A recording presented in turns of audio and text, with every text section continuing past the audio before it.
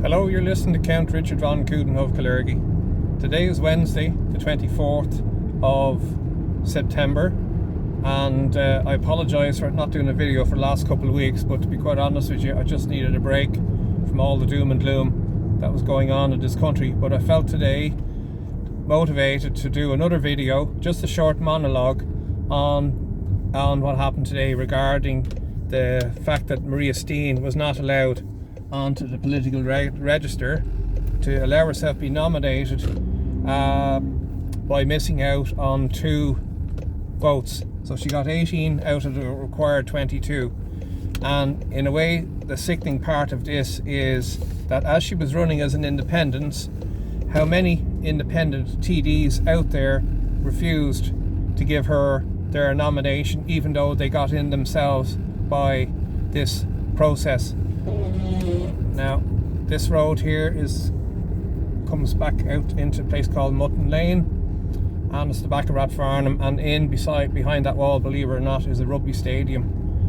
But so I have to say, I was disgusted today that the way the political ranks closed in to make sure that she did not get a vote. So democracy, yet again, is another example of democracy in Ireland, yet again being dead, being defunct.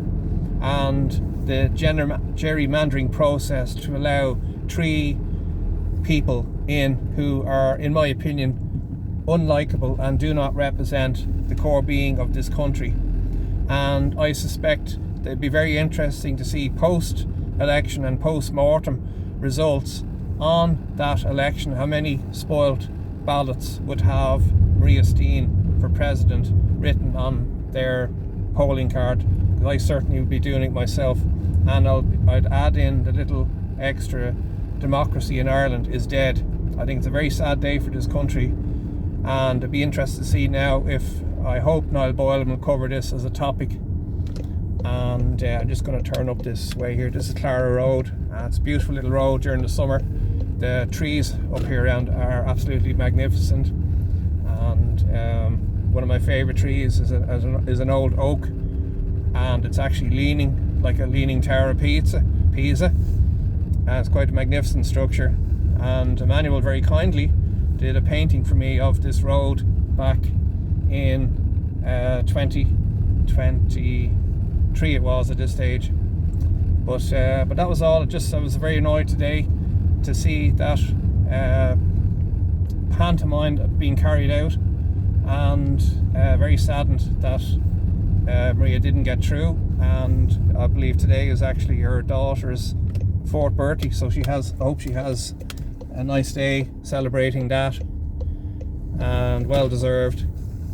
But also today you had the Marcus de Bruin before the medical council. I think this is the 2nd day into his hearing, and they're still going through his tweets. And even today now, it was interesting to note that the HSE was actually prescribing hydroxychloroquine to certain patients. Isn't that interesting?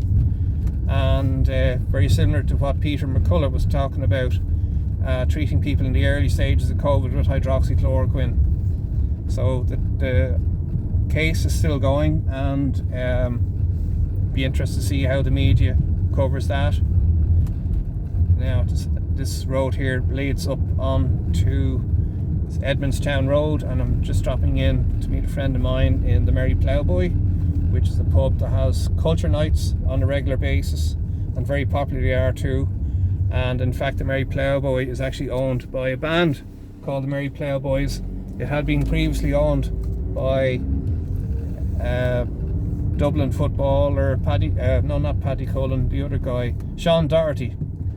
And so they decided to keep it on as a traditional pub with traditional music every night, and you can get a package deal which includes dinner and the show. So there you go, and you can just about see the lights of the city there in the distance. So I hope you enjoy the rest of your evening, and it's great to see that people still, Lessington said no, and Kipura says no, still out at their protests, and exposing more of the corruption and the amount of money. In fact, I came across an interesting one there Since I think 2020, there are 12 companies that have gone from limited companies to unlimited companies, with profits of over 500 million being paid to them in government contracts. Imagine that, 500 million to 12 companies alone. So you can see the pub there now and all its finery, and a nice location it is too. So I'll say good night, good luck and God bless, and God save Ireland from all those who want to do her harm.